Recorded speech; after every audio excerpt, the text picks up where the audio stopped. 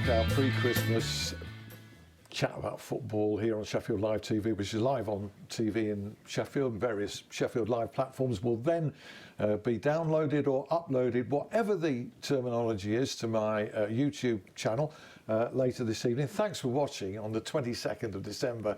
We've all got better things to do, but it's been entertaining, and I must apologise to one of our guests, not Rob Staton of BBC Radio Sheffield, sitting here quite respectably attired, but Joe Crann. I made you sweat through part one without a reference to I've been doing up a kipper here. Sorry about this. Oh, let's wear Christmas jumpers for the show.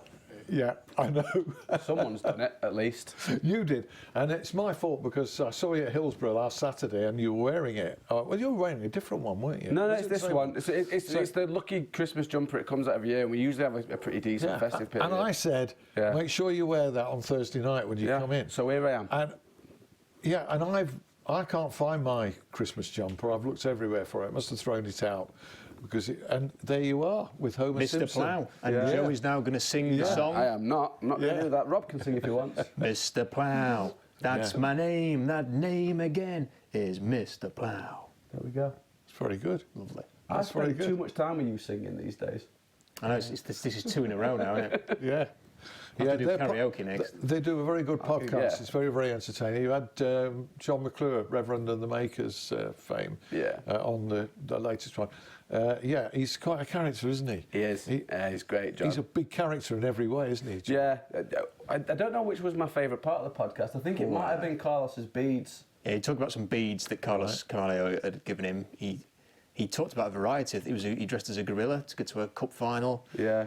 He said he would have given up his wife, kids, and his music career to score in front of the Cop at Hillsborough. And he told us about one he'd banged in the top corner. Yeah. No, it was good. It was good. He's proper like Thoroughbred Wednesday as well. So it's nice. It was also funny. He was telling us that they have a WhatsApp group, like a musical WhatsApp group with like proper like Sheffield royalty in it. Yeah. Like Richard Hawley, Arctic Monkeys, the guy from Melbourne, Rebecca from Self-Esteem. Like they've got loads of people in there. Jarvis Cocker's in there. Yeah. I just imagine like just absolute carnage like that on there after a bad day. I just love to see that. Those like I say, the music royalties just reacting to giving away a penalty in the last minute against Oxford and then it being saved. Like what the kind of conversation that might have been going on during that chaotic moment. Well, we heard his brother, Steve Bracknell, alias also known as Chris McClure here last week. But John came in a couple of times. He had me sweating. He didn't turn up till 5 to 7. And we go on air at 3 minutes past 7. I had a call from him about 5 to 7. I'm in off licence. He says, do you want me to bring some beers in? So I said, no, I just want you to come in. I just want you to be here. Where was our cans when he came in to do the pod? Yeah, exactly. So he came in rattling bottles and we had them all on the air. Anyway, it was very entertaining.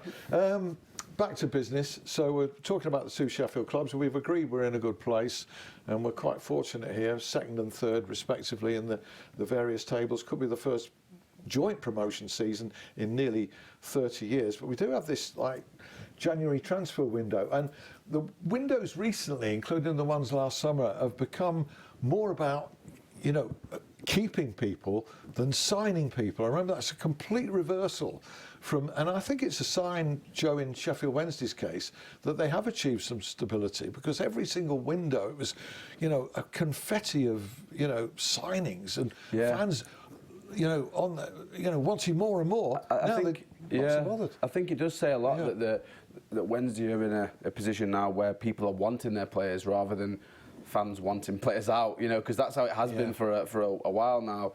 You look at the last window and there was, Wednesday were actually, what feels like the first time in a while, actually turning requests down, Deli Bashiru, George Byers, people coming in for them and them saying, no, these are our players, we're not having it. But also individual players were led to believe were wanted by championship clubs, weren't they?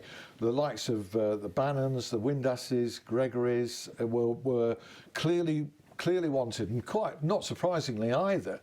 And I think Darren Moore was quite anxious, Rob, about that towards the end of the window. And I think this is fair, to talk about this. I do think there's been times over the years that Sheffield Wednesday would have benefited from selling some players and refreshing the squad.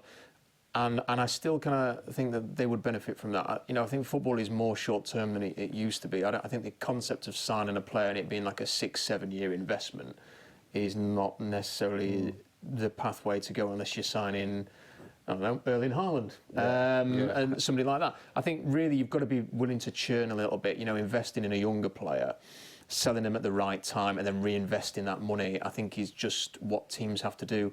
I still think the Brentford model is perfect for teams. It's the perfect modern football day model, isn't it, Brentford, the way they work? Yeah, if it works, certainly, and it's worked spectacularly for them.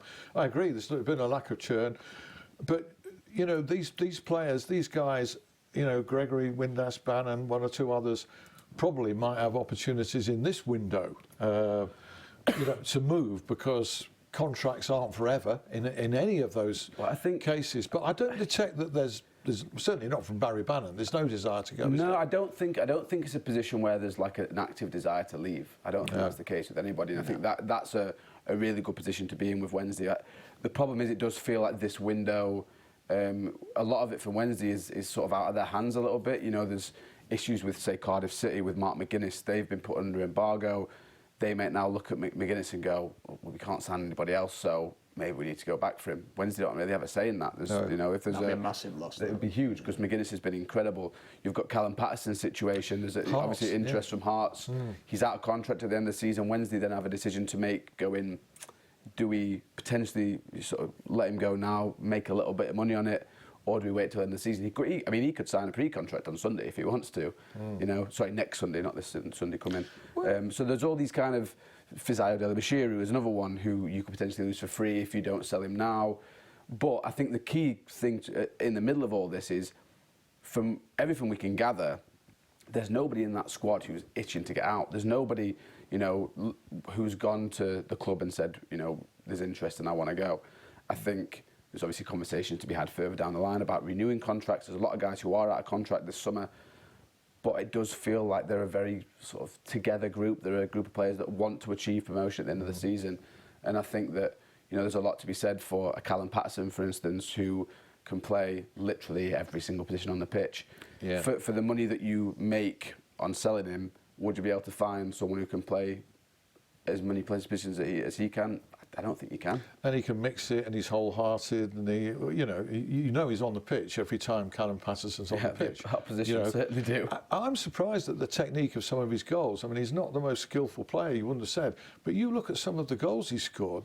For instance, that one that rescued a point at Exeter. Yeah, and that was a great goal. And the one that stands out for me was Wigan last season. Yeah, Wigan. What a goal that was! And someone posted that, I think, reposted it a few weeks ago on Twitter, and I was like, oh yeah, you kind of forget goals like that. He scored some really nice goals. There was that one. I think was it Liam Palmer's cross as well, that volley. Oh yeah. You could put a little YouTube video together of his best goal. The best one was the one at Bournemouth away, though, when he literally fell out. Like the ball, I think their keeper messed it up and it went in off his arse or something like that.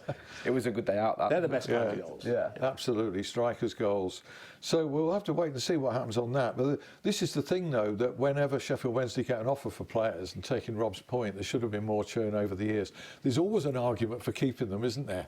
Yeah. For all sorts of reasons. And I just think it's football, and I think Wednesday should have sold Fernando Forestieri when they had the chance. Adam Reach. Absolutely. Adam Reach. There's others. I bet they had bids for Tom Lees. There was all the talk about. I don't know if they've had any offer for Kieran Westwood that was serious, but 13 million from Fulham, and I'm pretty convinced that Carlos Carvalho's advice would have been, take it. That's good money. Yeah, but you've got to do that, and then you go and reinvest that money wisely, and you do that. But you turn down those offers, and then you obviously had to spend the money on Jordan Rhodes, and that doesn't really work out. And it kind of, that was the beginning of the turn back south, having progressed quite quickly to get to the playoff final. That's when things went the other way. And I hope Sheffield Wednesday learn lessons from that, because there's nothing wrong with selling a player for a large profit and reinvesting that money. And if you've got the proper scouting set up and infrastructure that you can go out and bring in young players, that can be, as we've seen, look, Brentford didn't just wake up one day and end up being a Premier League team. It's been a process for them. And and you can harp on about this team's done that and this team's done that. I just think that's the model that has worked so well for them, and it could work for others. I think when a football administrator, a football regulator kicks in, and obviously clubs will be much more tightly controlled in terms of they'll have to adopt that approach. You know, regardless of an individual owner's wealth. In the end, you need that sort of... The other thing Sheffield Wednesday needs to do, sorry, this is slightly off topic, they need to produce their own players. Well, I mean, it's just not happened enough. You know, they need to do it and then avoid them leaving for free at the end of it as well. But they need, you know, when Sheffield Wednesday, as a football club the size of Sheffield Wednesday and the sort of standing they have in this region, they need to be producing, you know, in a decade, several players who either really become mainstays of the club or they sell for profit and end up going and... You know, you can look through we've just seen it in the World Cup. Oh, look, there's Kyle Walker, there's Harry Maguire, there's John Stones who came through at Barnsley. It's not necessarily that Wednesday need to produce an England international that plays at multiple tournaments, but they need to be producing more players than they have. At least want them to be producing players for them to use. You know, like you look at Wednesday's side, it's, I mean, if you go to the last game, it's Cam Dawson and Liam Palmer. I think there is a lot of good to be said for the work that's been done recently. You look at someone like Bailey Cadamatare. We don't know what's going to happen with Bailey. Obviously, he's a very talented young player. We don't know what's going to happen in the future, but what I do know is that West Ham, Brentford, Man City, they were all looking very closely at Bailey. You know, there was interest in Rio Shipston, there was interest in Pierce Charles as well, who's, you know, there's a bit of a tug of war going on between England and Ireland for him. And all of these players have decided to stick around, and you know that is, they're being proactive and they're doing it as soon as they hit 17 for most of them. I like that. And I think that is good. But as Rob said, it's no good if it's now and there's no end product at the end of it. I think the be all and end all has always been the league position and getting up those leagues and getting in the Premier League, and it's such a priority. But yeah, you're right. Long term, they'll have to be far. I mean, it can benefit the product as well. You know, Brentford again. You look at the model and the way that their player sales have allowed them to then invest in. You know, they'll sell one player for 20 million, and they can bring in ready-made replacements that they already have. You know, they lose Ollie Watkins and Ivan Toney's there straight away. There's no messing about. You know, that money is immediately reinvested. And if you can get into a sort of a chain where that is, you know, that churn is happening and it can work that way, then you're effectively buying players without actually losing any money either. Very, very good. Sheffield United's window, well, it narrows down, doesn't it, really, to 2 or 3 players, well, mostly Iliman and Jai, I would have thought. Anel Ahmedhodzic, you know, must be an attraction. He's been sensational. What a player. Sanderberger, less so. I don't see any panic or any, you know, he will not, at the moment, pull in the sort of bids that are in his contract that he can go for. Or anything close, and I like him as a player, but I think he's a bit like a fast bowler. I liken him. He needs a long run up, you know. He needs, when he looks lumbering for 5-6 games, and suddenly he hits it. He needs a long run in the team to get his full fitness and effectiveness. Do you see a quiet window at United, or do you think they're going to be severely tested? I think it would be quiet. I mean, I think it would have been different if Iliman and Jai had gone, and I think he got a lot of praise for essentially playing at the World Cup. I don't think he quite had the impact that perhaps people were suggesting he had. I thought it was maybe overplayed a little bit, and therefore I think if he'd have gone to Qatar and had an amazing tournament, Alan, I think United fans would have been worried. I think it's best for him to carry on doing what he's doing. He's in a good place, playing regular football, trying to help United get to the Premier League, and then he's got options, hasn't he? You know, in the summer, does he want to extend his stay at Sheffield United? Does he move on? Does he go and play Premier League football for Sheffield United and just carry on and, you know, whatever? He's got some options there, so I think it should be fine. I agree with you on Sanderberger. You know, there's all this talk of like Bruges are willing to offer him 100 grand a week. That's fine. You've actually got to pay a transfer fee as well, and I don't know. I'd say that was a backward step for him to go back to Belgium. I mean, I was at Club Bruges ground a few months ago, and you think, really? Is this, you know, it's a nice place, nice city, but you want to come back to here? I know they've got Champions League and they'll always be in the market for that, but I would, if I was him, I'd be thinking I want to get Sheffield United back in the Premier League and then either be with United in the Prem or with another team in the Prem, or, you know, I think Milan and teams like that have been linked with him. You know, do you want to shoot for that rather than Club Brugge again? So I don't see anything with that. And without Ahmedhodzic, I mean, I really hope he stays, Alan, because one of the things I love more than anything in a game of football is a crunching tackle and a Rolls-Royce defender who gets on the ball and plays it, who can hammer someone in one movement, but then when he's hammered them and won the ball back, he's stroking a pass wonderfully or getting forward. He scores goals. I have no idea how he's ended up in the Championship with Sheffield United. He should be in the Premier League, and you could well imagine him in 18 months being a player who costs 30 million or something.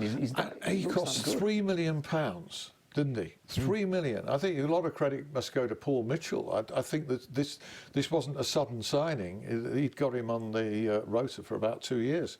I know that he was pressing the club to complete it a lot earlier than it was in a previous window. So that's marvellous. I'd be knocking on the door asking for a pay rise then, because he's played an absolute blinder there with Ahmedhodzic. Yeah. Well, who could be worth? I mean, pay 3 million. You know, conservatively, I think he's worth 30 on what I've seen. I mean, there just aren't many defenders like 10 him. times what? I mean, you just don't see. He's kind of got the complete package. You know, he's not. Sometimes you see a player who's good on the ball, but they're not quite physical. But he is physical. Sometimes you see these players, they're not quite fast, but he's got enough speed. You know, he gets up and down. He seems like a really quirky character.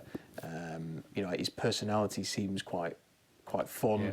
Yeah. He just looks like a star, like someone you could easily just sort of imagine him playing in the Premier League or a top division. Without a doubt. But it was a specific find because Sheffield United and 3 centre-backs, 2 of whom are supposedly overlapping centre-backs, you have to go out and find an overlapping centre-back. And they are not in the manual. A position that didn't exist a few years ago. No. So, you know, if it was Paul Mitchell and whoever joined him in that enterprise, to actually isolate this guy, because he's perfect for that. No, fantastic. He's Taylor. You know, people take the mick in our office because I'm like, what a player. And they think I've got a bit of a man crush on him, but every time I watch Sheffield United, I can't wait to watch him play. Yeah. Fantastic. So, over Christmas, Sheffield United play Coventry at home on Boxing Day, Blackpool and QPR away. I'll come to you, Joe, with the Wednesday fixtures in a minute. What are we thinking there? I would have thought minimum, 6 points. Maybe, well, the thing United have done, and I remember going to Bristol to watch United play Bristol City. And, it was quite a struggle for half an hour, and they took Rita Kedra off after half an hour and stuff like that, and they just found a way to get the job done. I remember Paul Heckingbottom coming out afterwards and was beaming with delight, so happy that they'd won a game that way, and that's what they're doing. And when you mention those 2 fixtures there, Alan, I don't see any reason to think it won't be more of the same, that it might not be the prettiest performance, but I suspect that United will find a way to get what they need. 2 wins out of 3, a draw in the other, maybe. Sheffield Wednesday away at Fleetwood, home to Port Vale and Cambridge. I mean, that looks like a real festive opportunity, doesn't it, Joe? That. Yeah. Yeah, and I think that, obviously Darren's spoken about wanting to win every game and all, the things you say as a manager, but I do think, you look at these 3 games, Fleetwood away, possibly, it's a difficult place to go. They showed that it can be difficult last time Wednesday went there. But I mean, I think you've got to be looking at, 7 points for these games. Yeah. I think especially with the way the table's looking now, Wednesday have missed opportunities recently. There's been opportunities to go top. There's been opportunities to get into the top 2, and they've missed them because, there was the Derby game, there was the 1-1 draw at Exeter, then the game the other day as well, where against Oxford, where they never really got going, and the performances they're draining. I think there's a lot of people they'd be a lot happier with the results if they felt like they were unlucky. Whereas I don't think against, like Oxford, for instance, the only team that was unlucky not to come away with anything there was Oxford. Absolutely. And they were the ones who missed the penalty in the last minute. And I think it's good that Darren and the players that you spoke to, they're facing up to this. They're not getting prickly about it, criticism. They're fully accepting it. And I think that's a good thing. I think Alex Miller wrote something about that in your paper this week. I think it's a good point to make. Well, finally, community work by our clubs.